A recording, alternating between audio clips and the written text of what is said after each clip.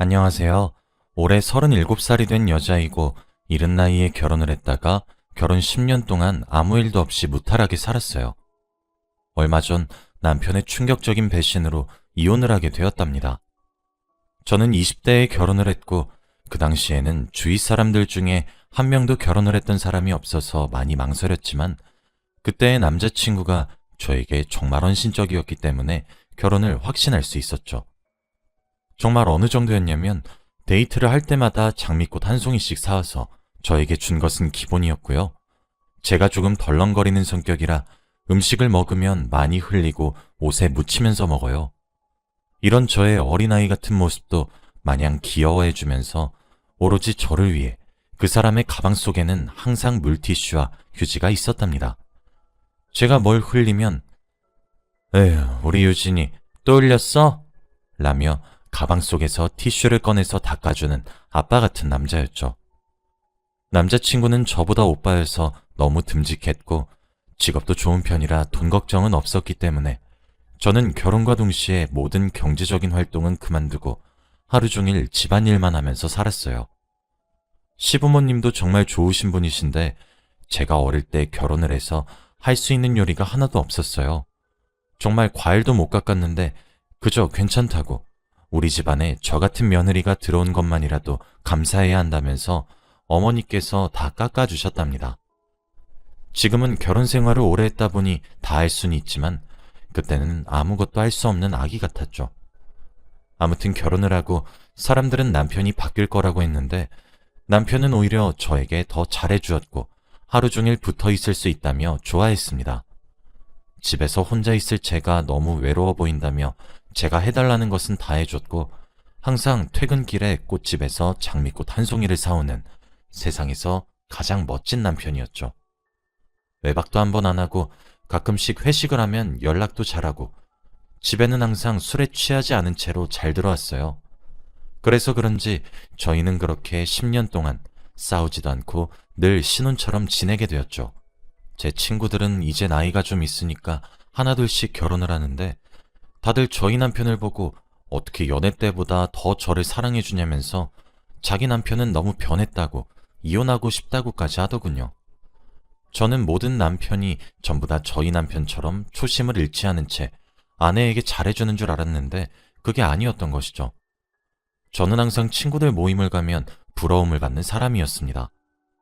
최근 들어 남편은 골프라는 취미 생활을 얻었고 처음에는 같이 몇 번 다니다가 제 적성에는 맞지 않는 것 같아 남편은 혼자 다니게 되었죠. 그런데 남편은 골프 때문에 생전 한 번도 해보지 않은 외박도 잦아지고 연락도 잘 되지 않았어요.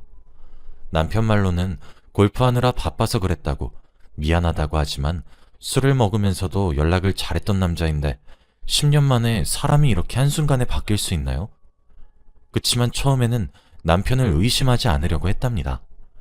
그런데 제가 말하지 않아도 항상 꽃을 사오던 남편이 이제는 꽃도 사오지 않는 거예요.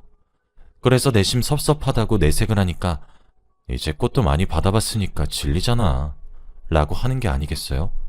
무려 10년을 넘게 받았었는데 저는 단 한순간도 질려했던 적이 없었습니다. 그런데 카드 회사에서 날아온 명세서에는 꽃집에서 결제를 했던 흔적이 있었죠. 분명 저 말고 다른 여자에게 꽃을 사주는 게 분명했습니다. 그때까진 아직 확실한 증거도 없고 남편을 믿었기 때문에 평소와 다름없이 집안일을 하고 있었죠. 그런데 그때 제 휴대전화로 문자 한 통이 왔고 문자의 내용은 충격적이었습니다. 남편이 저에게 보낸 것이었는데 여보, 나 좋아하는 사람 생겼어. 앞으로는 이 사람이랑 같이 살 거야. 우리 이혼하자. 라고 왔어요. 오늘 아침에도 웃으면서 회사 잘 갔다 오겠다고 했던 남편이 이런 문자를 갑작스럽게 보낸 겁니다. 그런데 1분 뒤 사진 한 장이 더 왔는데 바로 다른 여자와 입을 맞추고 있는 남편의 모습이었습니다. 저는 문자만 왔을 때는 잘못 보낸 줄 알고 무시하려고 했지만 사진까지 왔을 때에는 정말 당황스럽더라고요. 정말 이 사진이 합성이 아니고 사실이라면 남편은 저를 두고 다른 여자를 만나고 있는 거잖아요. 너무 화가 나고 다른 여자를 만나고 있으면서 어떻게 제 앞에서 다정다감하게 얼굴에 그런 철판을 깔 수 있는지 지금 당장 남편을 보면 뺨을 후려치고 싶었습니다. 저는 그 뒤로 앞으로 어떻게 해야 할지 생각에 잠겼고 결국 남편과 이혼을 하기로 결심했습니다. 저희 사이에는 사실 아이도 없었고 둘이서만 살고 있었기 때문에 이혼은 쉽게 할 수 있을 것 같았거든요. 그렇게 남편이 퇴근을 하고 집으로 돌아왔습니다. 평소 같으면 항상 식탁에 저녁 밥상을 차려놓고 웃으면서 반기는 제가 그날따라 밥도 차리지 않고 남편이 와도 현관으로 나오지 않으니 저를 이상하게 생각했나 봅니다. 여보, 오늘 무슨 일 있었어? 라고 하더라고요. 그 문자를 저에게 보내놓고 그런 말을 하다니 아예 대놓고 모른 척을 하면서 당당하게 그 여자를 만나려고 하나 보다 싶었습니다. 그래서 저는 뭐? 지금 그게 할 말이야? 라고 했는데 남편은 끝까지 그게 무슨 소리냐는 말과 이상한 표정을 짓더라고요. 저는 더 이상 남편과 말을 하기 싫었고 방으로 문을 쾅 닫고 들어갔습니다. 저는 침대에 누워 인터넷에서 이혼에 관한 정보들을 알아보았고 몇 분 뒤에 남편이 제가 누워있는 방으로 들어와서 여보, 배달음식 시켰어. 저녁 먹자. 라고 하는 게 아니겠어요? 저는 이 상황에서 밥이 넘어가는 남편이 너무 어이가 없어서 거실로 가서 배달 온 음식들을 바닥으로 던졌습니다. 음식들은 다 땅에 떨어져서 못 먹게 되었고 남편은 그런 제 모습에 여보, 미쳤어? 오늘 도대체 왜 이래? 평소랑 너무 다르잖아. 무슨 일인지 나한테 설명을 해줘야지. 뭐? 내가 미쳐? 미친 건 너잖아. 아예 대놓고 그 여자 만나려고 지금 나한테 이러는 거야? 넌 아무렇지도 않니, 나쁜 놈아? 라고 했습니다. 남편은 도대체 그게 무슨 말이냐며 알아듣게 설명 좀 해보라고 했고 저는 낮에 저에게 문자 온 내용들과 사진을 보여주었습니다. 남편은 그제서야 상황 파악이 되었는지 바로 무릎을 꿇고 두 손을 싹싹 빌면서 미안하다고 하더라고요. 여보, 미안해. 정말 잘못했어. 그런데 그 사진 내가 보낸 거 아니야. 그 말을 듣고 그럼 도대체 누가 보낸 거냐고 했어요. 그런데 남편도 자긴 모른다며 누가 자기 폰을 빼앗아가서 몰래 보낸 것 같다고 했습니다. 저는 그것보다 남편이 바람을 피우고 있다는 것이 더 중요했기 때문에 당장 이혼을 하자고 했어요. 그래도 네가 다른 여자를 만나고 있다는 것은 사실이니까 우린 더 이상 예전처럼 돌아갈 수 없어. 이혼하자. 여보, 제발 이혼은 안 돼. 제발. 내가 그 여자랑 헤어질게. 어? 나보고 그 말을 믿으라고? 지금 당장 시어머니한테 가서 이 사진 보여드릴 거야. 남편과 그 여자는 만난 지 아직 3개월밖에 되지 않았다고 해요. 남편도 단순한 호기심으로 만남을 가졌는데 이렇게까지 깊은 관계가 될 줄은 몰랐답니다. 매번 저를 볼 때마다 죄책감을 느끼긴 했는데 그 여자를 쉽게 떼어놓을 수 없다고 해요. 시어머니는 저희 집 근처에서 살고 계셔서 걸어서 5분 거리에 살고 계십니다. 그래서 얼른 남편과 함께 시어머니에게 가서 문자로 왔던 사진을 보여드렸죠. 그러자 시어머니는 미안하다 며느라. 내가 죄인이야. 전부 내 잘못이라고. 아들 잘못 키운 내 탓이니까 욕을 하거든 나에게 전부하렴. 정말 미안하다. 라고 하시더라고요. 대부분 시어머니는 아들이 바람을 피운다고 하면 며느리에게 네가 얼마나 매력이 없으면 그러겠니? 라고 하셔서 어머니도 오히려 제 탓을 하실 줄 알았죠. 그런데 저희 어머니는 그러시지 않으셨고 제발 이혼만 하지 말아달라고 부탁했습니다. 아무 죄도 없는 시어머니가 아들 때문에 자기보다 한참 어린 며느리에게 두 손을 싹싹 빌고 있는 모습을 보니 정말 마음이 아프더라고요. 며느라, 내가 죽어서라도 이놈 그 계집애랑 헤어지라고 할 테니 제발 딱 한 번만 우리들 봐주면 안 되겠니? 내가 하라는 거 다 할게. 어? 그래 여보. 나 무조건 헤어질 테니까 제발 한 번만 나 믿어줘. 남편의 말은 귀 기울여 듣지 않았고 시어머니가 그렇게까지 애원하시니 저는 알겠어요 라고 해버렸습니다. 지금 돌아보면 절대 그 선택을 했었으면 안 됐는데 그 당시에는 두 사람이 동시에 저를 붙잡아서 어쩔 수 없었습니다. 그렇게 남편은 저의 마음을 겨우 되돌리고 나서 다시 평소처럼 돌아왔습니다. 예전같이 퇴근 후에는 계속 장미꽃을 사왔고 외박도 안 해요. 골프는 예전만큼 자주 가진 않는데 가끔씩은 갑니다. 그래도 연락이 잘 되니까 웃으면서 보내줘요. 저는 일주일 후 남편에게 그래서 그 여자랑 헤어졌어? 라고 물었죠. 그런데 남편은 헛기침을 했고 그럼 당연하지. 내 인생의 여자는 우리 여보밖에 없어. 라고 하는 겁니다. 사실 그때는 이미 남편에게 배신을 한번 당했던 때라서 남편을 예전만큼 사랑하진 않았어요. 그래? 그럼 증거 보여줘봐. 라고 했고 남편은 휴대폰을 꺼내서 자신의 사진첩, 문자 내용, 전화번호부 등등 모든 내용들을 저에게 다 보여줬습니다. 그래도 제가 믿지 않는 듯한 표정을 짓고 있으니 아예 저에게 자신의 휴대폰 비밀번호를 알려주면서 자기가 의심이 될 때마다 자기 휴대폰을 보라고 하더라고요. 그래서 저는 바로 알겠다고 했습니다. 아마도 남편은 제가 그것까진 됐다고 거절할 줄 알았나 본데 이렇게 한 번에 알겠다고 하니 조금 당황한 것 같더라고요. 그래도 제 눈에는 남편이 자기의 노력을 제가 알아주길 바라는 것 같았고 남편이 변해가는 모습이 제 눈에도 보이니 저도 다시 예전처럼 남편과 잘 지내보려고 했답니다. 그런데 며칠 뒤 모르는 전화번호로 전화가 걸려오더라고요. 저는 원래 모르는 번호로 걸려온 전화는 받지 않는데 제가 전화를 무시하니 그 번호로만 무려 20통이 나왔습니다. 그래서 어쩔 수 없이 받으니 여보세요? 안녕하세요. 저 누군지 아세요? 네? 그쪽이 저한테 전화하셨잖아요. 저 그쪽 남편 여자친구예요. 그 전화는 사진 속에 있던 상간녀였습니다. 그 사람은 당당하게 저에게 전화까지 걸었고 그때 그 문자랑 사진 제가 보낸 거예요. 라고 하는 겁니다. 오빠가 많이 취했어서 제가 그쪽한테 보냈어요. 근데요? 근데요라뇨. 제가 지금 당신 남편이 만나는 여자라고 하는데 놀라지도 않으시네요. 근데 지금은 헤어졌다고 했는데요?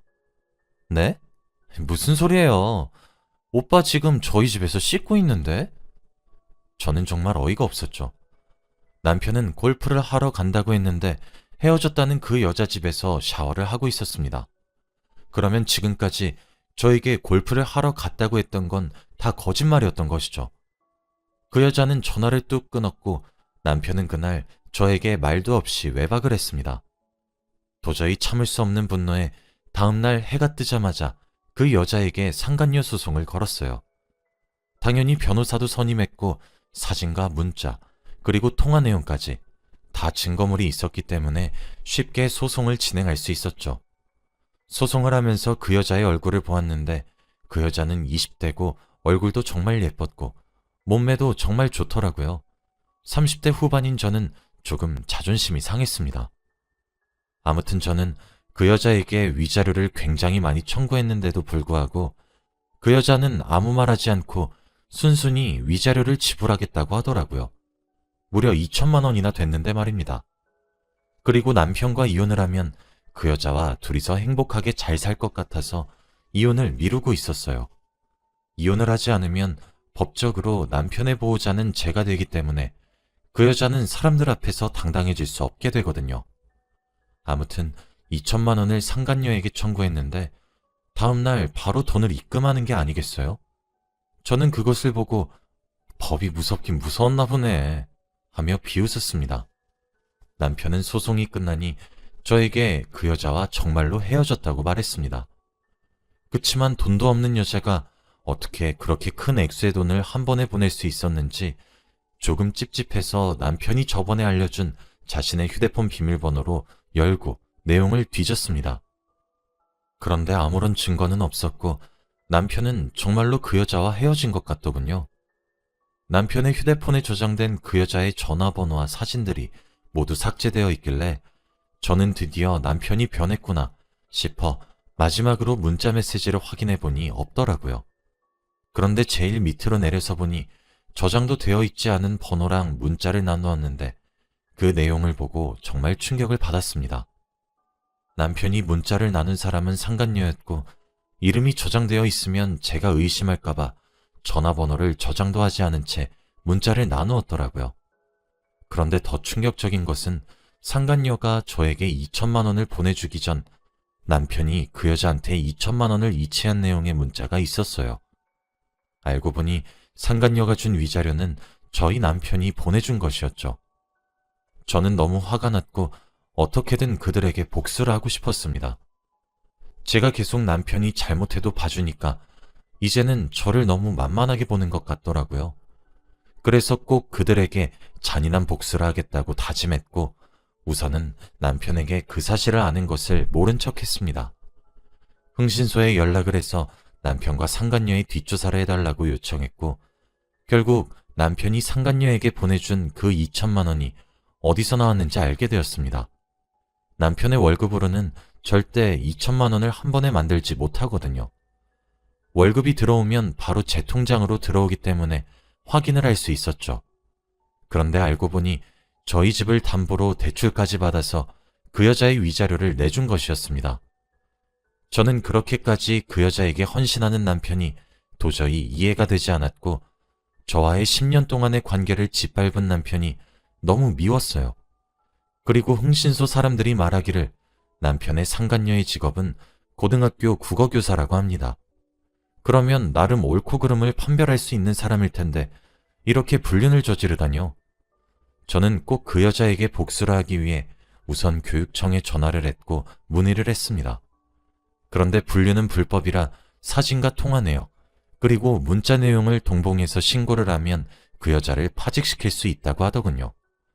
그래서 저는 바로 손수 그 여자가 보낸 문자와 사진, 그리고 통화 내용까지 모조리 다 인쇄를 해서 교육청에 보냈고 그 여자가 잘리기를 기다렸습니다.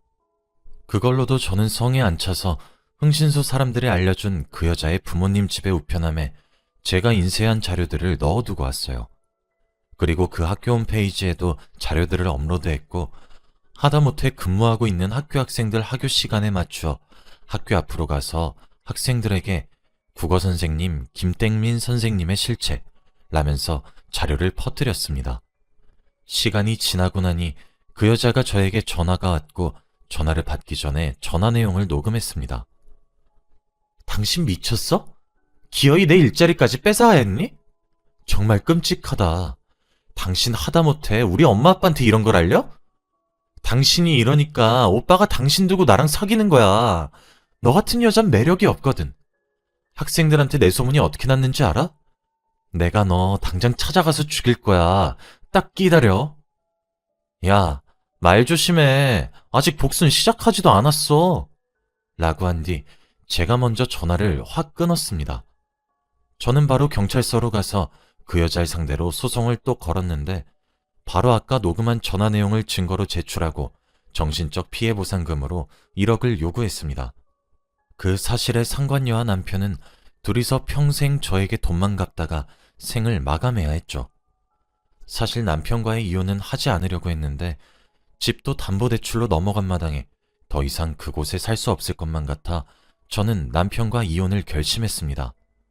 지금은 이혼 소송과 상간녀에게 건 소송 총 2가지가 진행 중입니다. 이혼은 무조건 위자료를 많이 청구할 예정이고요. 정신적 피해 보상금도 다 받을 거예요. 이렇게 복수를 하고 나니 조금 후련한 것 같습니다. 정말 10년 동안 한결같던 사람이었는데 이렇게 한순간에 저는 버려졌네요. 사람 안 변한단 말은 다 거짓말인가 봅니다. 이제는 오로지 제 자신만 믿으려고요. 다들 사람 함부로 믿지 마세요. 저처럼 될 겁니다. 제 이야기는 여기까지예요. 들어주셔서 감사합니다.